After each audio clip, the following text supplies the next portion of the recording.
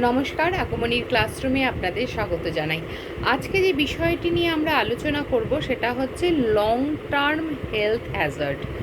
Long term health Hazard কি না, বিভিন্ন রকম পলিউট্যান্ট আছে যারা হয়তো শরীরে তৎক্ষণাৎ প্রতিক্রিয়া দেখায় না, কিন্তু শরীরে বিভিন্ন কারণে বিভিন্ন স্থানে কিন্তু সঞ্চিত হয়ে থাকে এবং শরীরের বিভিন্ন উপাদানের সাথে বিক্রিয়া করে তারপর ধীরে ধীরে ধীরে ধীরে তার কিন্তু প্রকাশ ঘটায়, এমনকি মৃত্যু অবধি ঘটাতে পারে।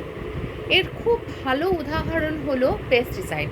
পেস্টিসাইড কি করছে? পেস্টিসাইড মাটিতে বা গাছে যখন দেওয়া হচ্ছে, সেগুলো কি হচ্ছে, গাছ থেকে ফুড চেনের মাধ্যমে একদম মানুষ বা অন্যান্য প্রাণীতে পৌঁছচ্ছে। সেখানে কিন্তু প্রথমবারেই গিয়ে কিন্তু কোনো রিয়াকশান দেখাচ্ছে না। দীর্ঘদিন শরীরে ওটা থেকে যাওয়া এবং ওটার পরিমাণ যখন বেড়ে যাবে, তারপর কিন্তু শরীরে গিয়ে প্রতিক্রিয়া দেখাবে এবং সেই প্রতিক্রিয়াটা কিন্তু লং টার্মের হয়। তো সেই কারণে এটাকে লং টার্ম হেলথ হ্যাজার্ড বলে।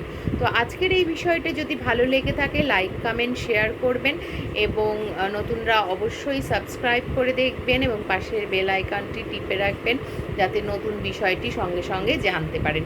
তো ভালো থাকুন, সুস্থ থাকুন, সচেতনভাবে জীবনযাপন করুন। নমস্কার।